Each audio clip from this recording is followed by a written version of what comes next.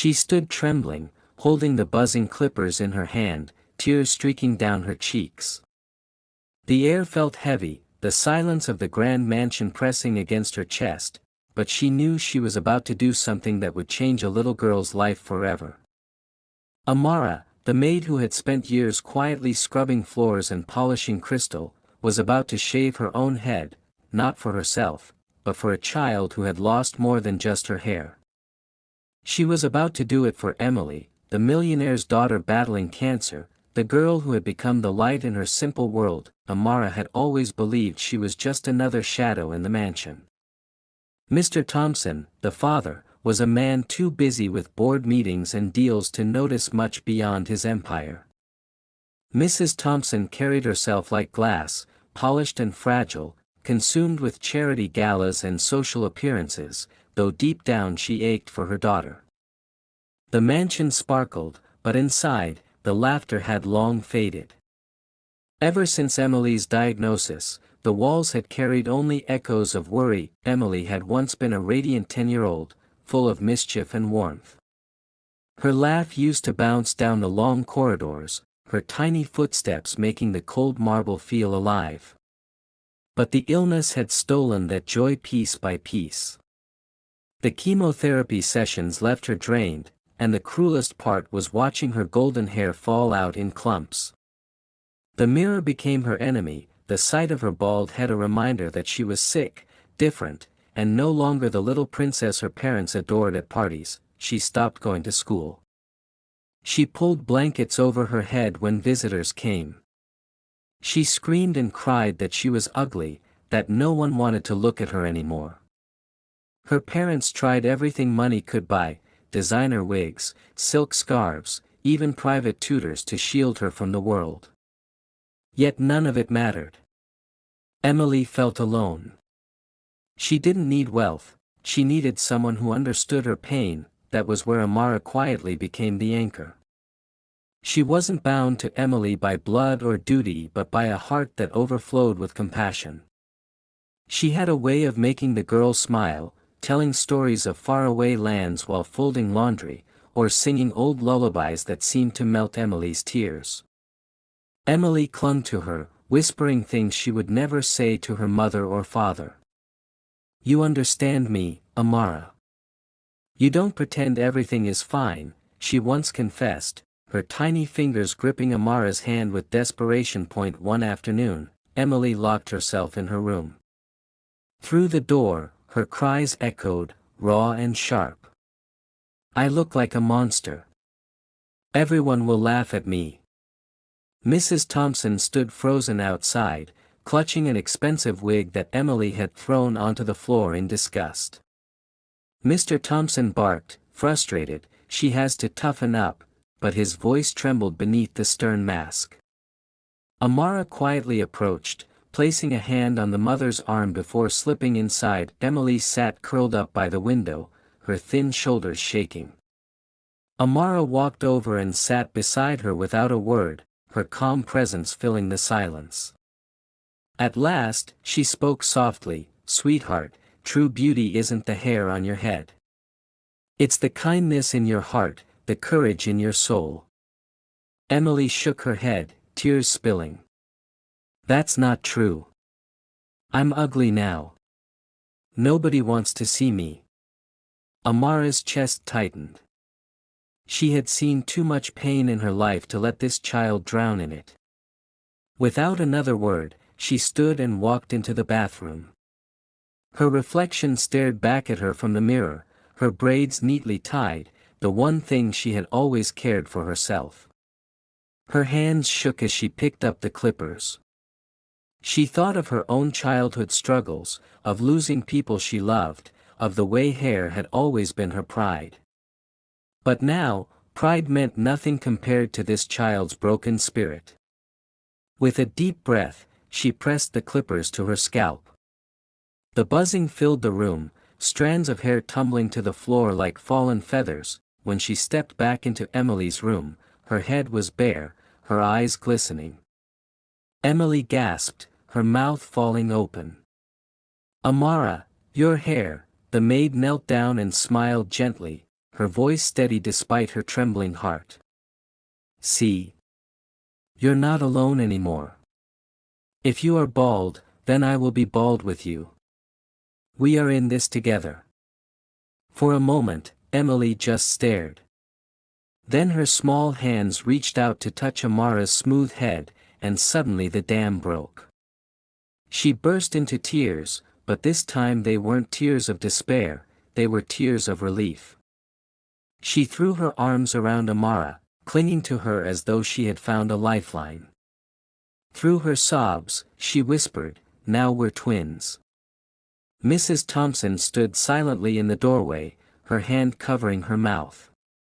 She had spent thousands trying to fix her daughter's pain, but here was her maid, offering something priceless: solidarity, sacrifice, and love. Mr. Thompson lingered in the hallway, his usual hardened expression softening as he witnessed the quiet courage he could never buy. Emily laughed through her tears, the first true laugh the house had heard in months. She looked at Amara and said, "You're the bravest person I know." At that moment, the mansion, once a cold prison of silence, felt warm again. For the first time in a long time, hope breathed within its walls, carried on the bond of two bald heads pressed together, a maid and a child who had just discovered that love was stronger than fear. Emily's laughter echoed like music that had long been missing from the mansion. The change was almost immediate. Where there had been despair, a spark of courage began to grow. She no longer hid beneath blankets or scarves.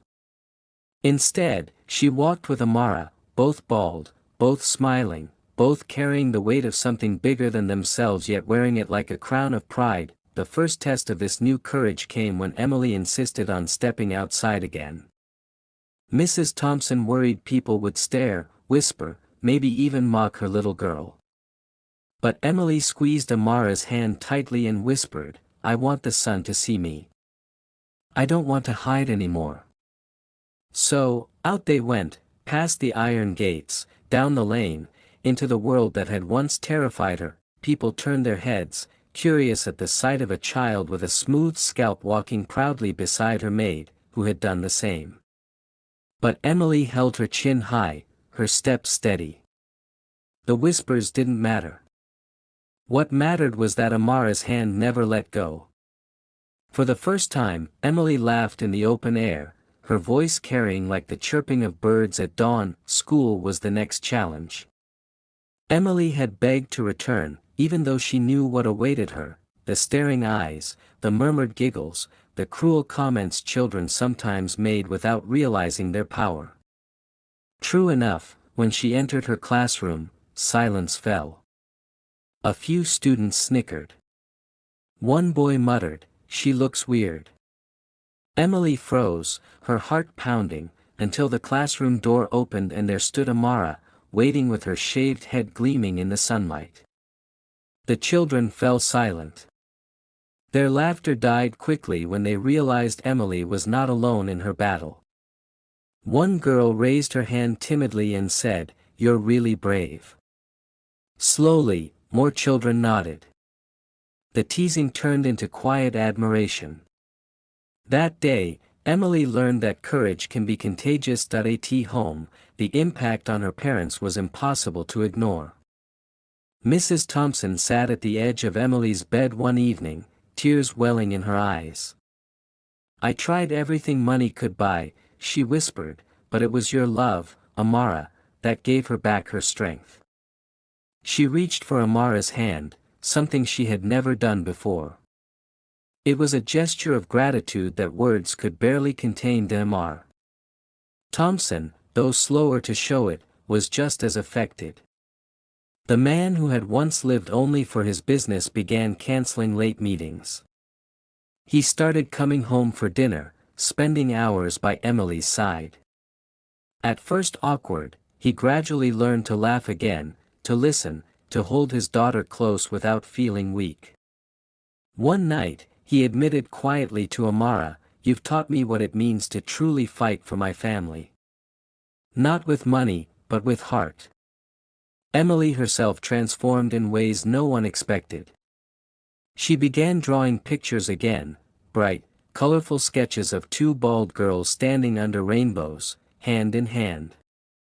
When asked who they were, she would beam proudly and say, "That's me and my superhero." She filled journals with little notes to Amara: "Thank you for being my twin. Thank you for being brave for me. Thank you for making me feel beautiful." The doctors, too, began to notice. Her spirit was stronger, her willingness to endure the painful treatments higher. They delivered hopeful news: the treatments were working, the illness retreating, and Emily's body responding with resilience. The day tiny strands of new hair appeared on her head, Emily rushed to Amara, eyes sparkling. "Look, it's coming back," she exclaimed. Amara kissed her forehead and whispered, "The storm never lasts forever, sweetheart. The sun always returns." The family gathered around her with renewed hope. No longer was Amara just the maid in the background. She had become part of their hearts, woven into the fabric of their healing. At the dinner table, once a stiff ritual of formalities, laughter now filled the air. Mr. Thompson cracked jokes. Mrs. Thompson told childhood stories. Emily giggled until her sides hurt, and Amara sat among them not as a servant but as family. One evening, Emily insisted on making a toast. She raised her glass of juice with trembling hands and declared, "To Amara, my angel who shaved her head just to show me I was never alone." The room fell silent as tears glistened in every eye. Amara tried to smile through her own tears, but her heart was too full. In that moment it was clear, she had given something no fortune could buy. Emily's journey was far from over, but the girl who once felt like a monster now walked like a warrior. Her bald head had once been her shame, yet now it was her crown of courage, matched by the woman who had given up her own pride to stand beside her. Together, they proved that love does not need wealth to shine brighter than gold. As the mansion glowed with warmth again, a truth settled over everyone: the richest person in that house was not the man with millions in the bank, but the woman who gave her heart freely. And the little girl who thought she had lost everything had, in fact, gained the greatest gift of all, the knowledge that she was deeply loved, exactly as she was. Love had healed what money never could. And in that mansion, laughter and hope would never again be strangers.